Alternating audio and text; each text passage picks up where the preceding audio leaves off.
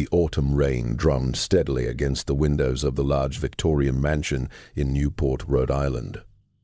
Antique dealer Catherine Walsh was carefully sorting through the items from the Peton estate. The family had lived in this grand house overlooking the Atlantic for almost 100 years. Now, with the last heir gone, everything was being sold to pay debts and taxes. If you enjoyed this video, please like it, comment your thoughts, and subscribe.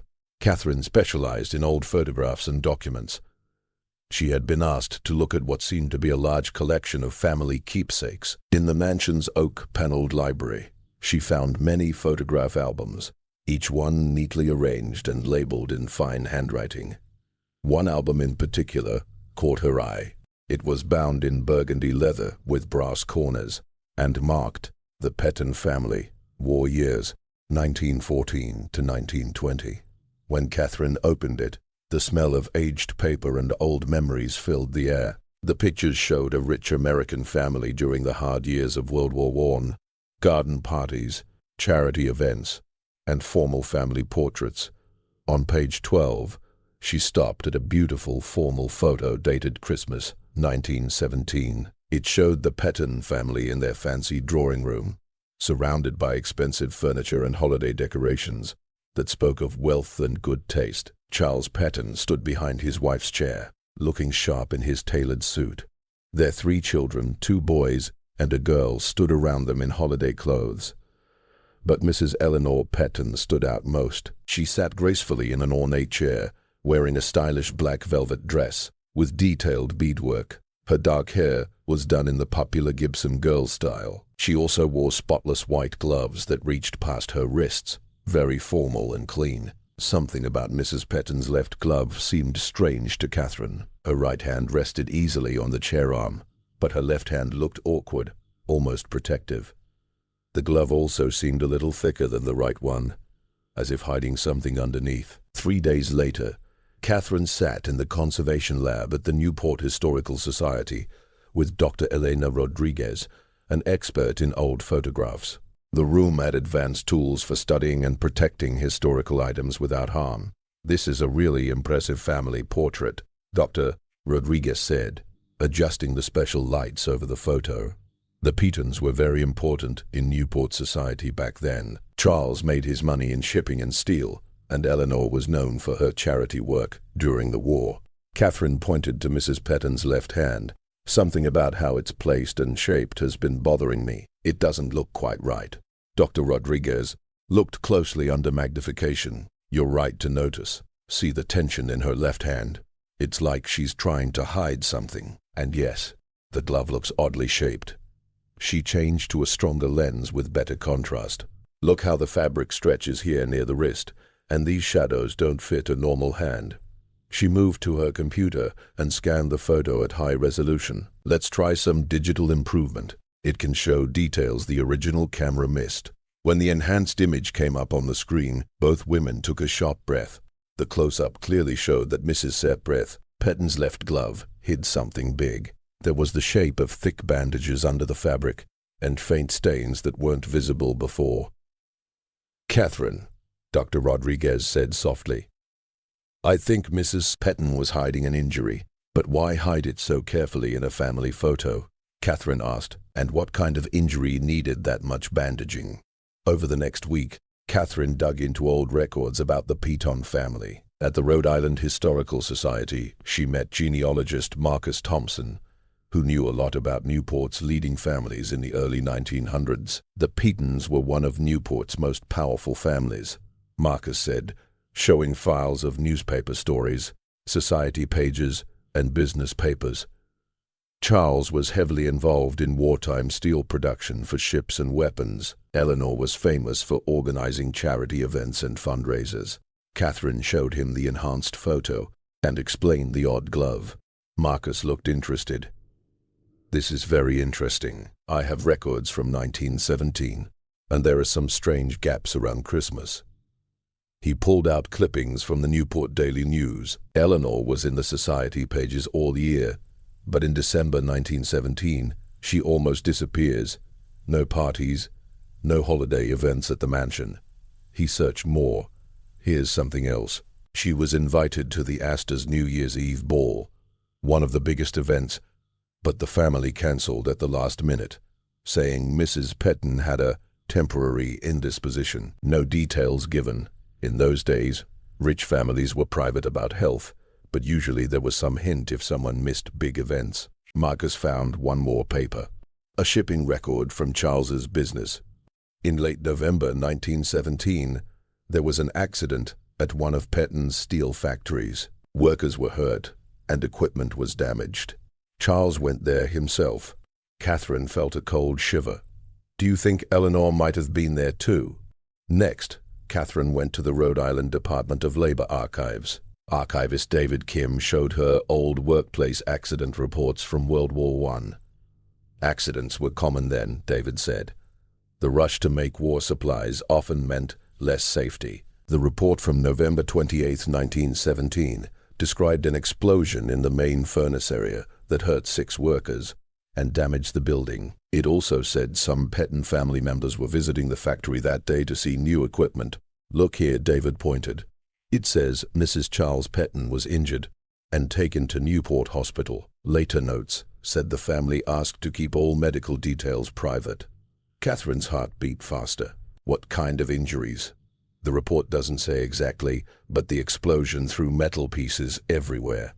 Anyone nearby risked bad cuts, burns, or worse.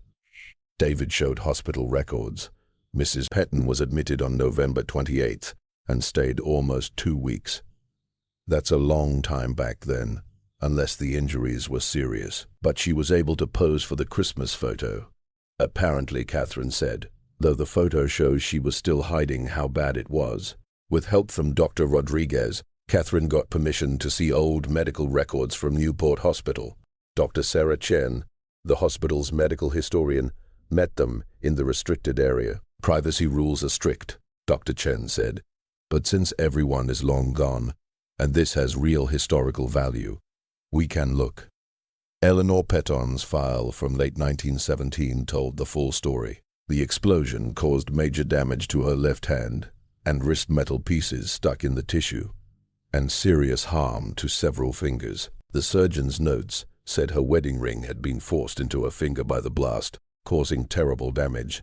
They did emergency surgery to remove the ring and fix the injury. Because one finger could not be saved, they had to amputate her left ring finger. The note said, Mrs. Peton was very worried about her appearance. She asked that the injury stay secret and wanted a prosthetic solution so she could act normal in public. Dr. Chen showed sketches and notes. They worked with a craftsman to make a realistic fake finger to wear under gloves. She insisted no one outside the family should know. The final notes from December 1917 said she was healing well. With the prosthetic and careful posing, most people would never guess. But the enhanced photo showed the glove still looked bulky, likely from extra padding and bandages to protect the healing area. Catherine later researched the social rules for rich women in 1917. She met Dr. Patricia Hoffman, an expert on women in early 21st century high society. To understand why Eleanor hid it, you have to know the huge pressure on women like her, Dr. Hoffman said. Looks and perfection were everything for keeping status. A visible problem could hurt the whole family socially and in business. She showed photos of other Newport women, all looking flawless, with perfect hands shown proudly. Hands were seen as a sign of class and refinement. A missing finger, especially the ring finger, would have been considered very embarrassing. It could also affect Charles's steel business, which needed good connections for war contracts. Catherine saw how much pressure Eleanor faced. She chose to hide the injury to protect her family's place in society.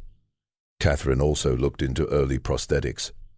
At Brown University's Medical History Archives, Dr. and Robert Martinez explained how World War I increased demand for artificial limbs and devices.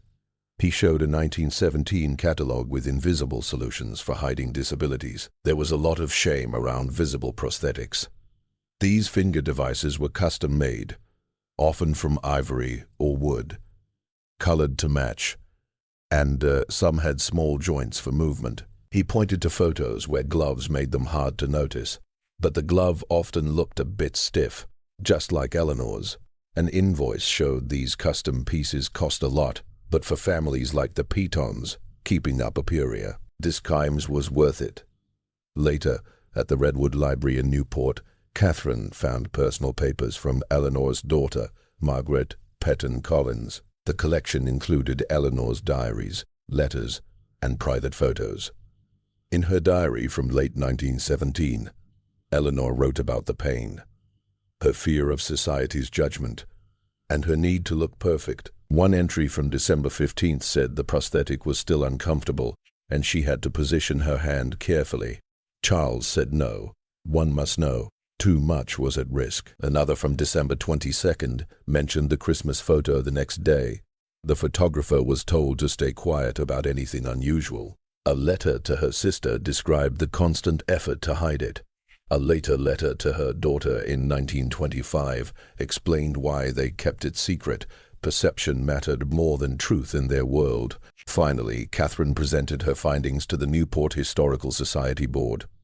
She showed the enhanced photo, accident reports, medical files, prosthetic history, and Eleanor's own words. "This portrait isn't just a nice family picture," she said. "It's a staged scene to hide a serious injury and protect the family's reputation." Eleanor lost her ring finger in a factory explosion, but worked hard to keep it secret. The board was amazed.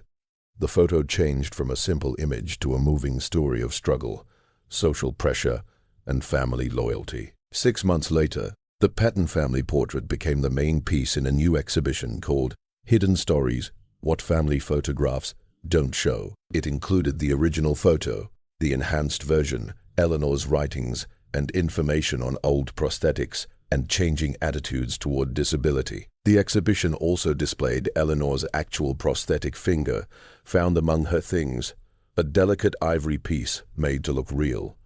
Special programs talked about how views on disability have improved and how Eleanor's story still matters today. On opening night, Catherine stood in front of the portrait, now knowing the full truth behind Eleanor's careful left hand. The white glove that once covered a painful secret had become a sign of strength, quiet endurance, and the hard choices women like her had to make. After more than 100 years, the photograph had shared its hidden truth. More than that, it started talks about dignity, acceptance, and the bravery needed to face personal pain while meeting society's rules. Eleanor Peton's secret was finally okay to share, and her story would help others see that real strength often hides in what we choose not to show. If you enjoyed this video, please like it, comment your thoughts, and subscribe.